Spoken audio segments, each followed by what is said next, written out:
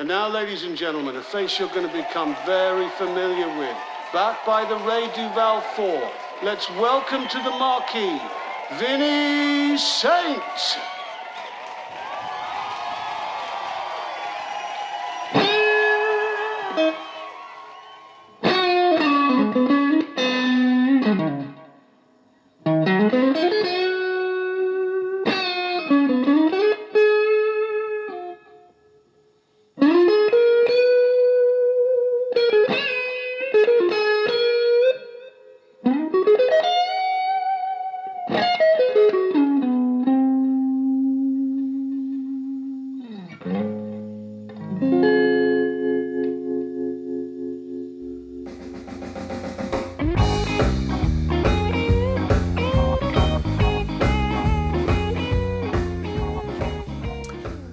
So a few years back, I used to front a show at the Hippodrome Casino in London, a blues show, under the name of Lenny Di Lorenzo.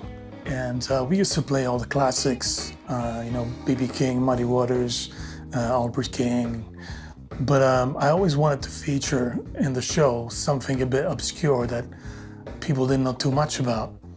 So I called my friend David Edwards, who's a DJ and record collector, and asked him if he had something to give me, some cool song. And he gave me this 45, In My Town by Vinnie Saint. And I'd never heard of him. But when I heard the song, I thought it was a great song. And it was very different than the usual 12-bar blues. And it had this really great opening riff. So we played the song. And after the show, a guy came over to me and said, that was a Vinnie Saint song. And I was surprised. I said, do you know this guy? And he said, yeah, he was an Italian guy, and he played the marquee in the 60s. And I thought, what? An Italian guy playing the marquee in the 60s? Almost sounds like a joke, right? But apparently he was on the same bill with Jimi Hendrix and Pink Floyd and Joe Mills Blues Breakers. And so I got captivated by the story, and I started researching about him. And I found out that some of my friends had heard of him, like David, of course.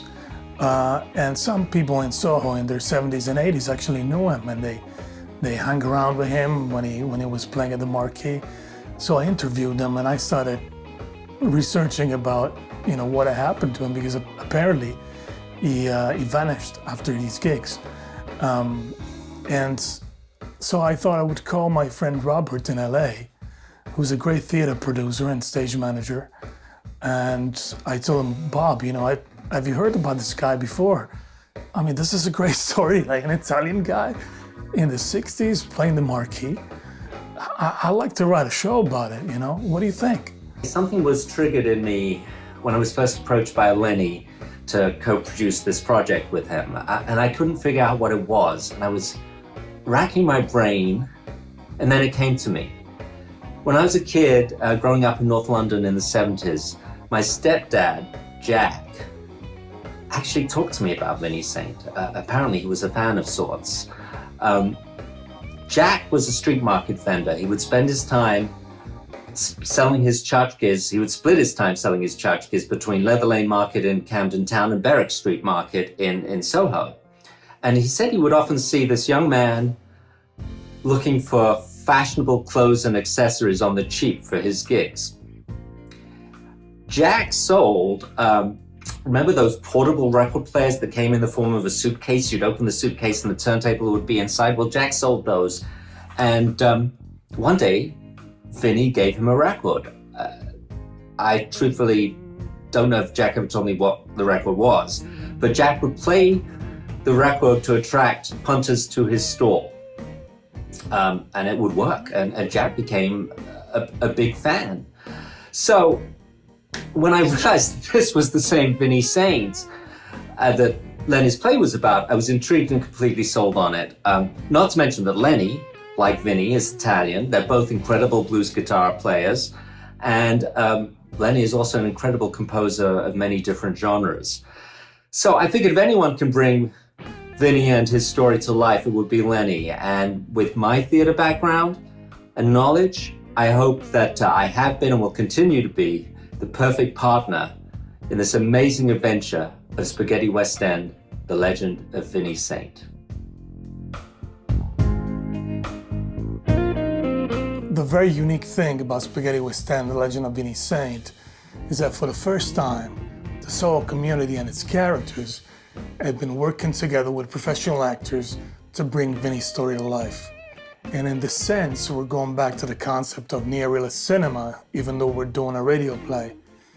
And for me as a writer and director, this has been an incredible opportunity, and I was very, very lucky to gain their trust and to gain the trust of Benedict Blythe, a great English actor who just co-starred with Malcolm McDowell and Harvey Keitel in Blood on the Crown, and Gil Porter, who everyone knows is a wonderful, very talented and very generous person. And I think we all had a lot of fun because for the non-professionals, this was a chance to be inspired and improve their skills through the work with professionals.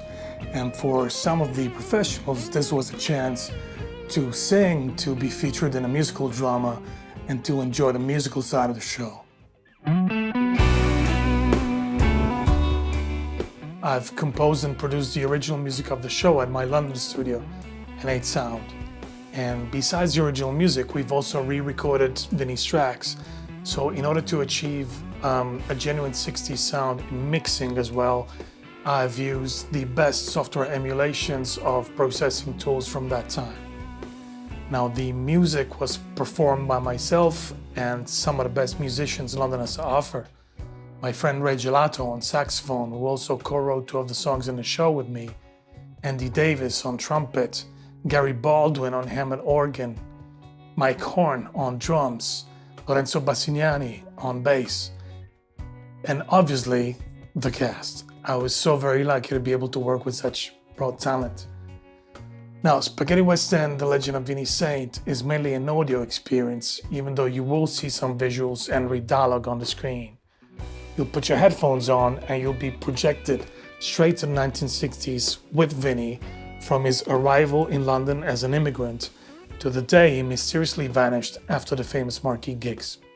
So if you want to know what happened to Vinnie, bear with me because Spaghetti West End, The Legend of Vinnie Saint, the West End musical play, is coming.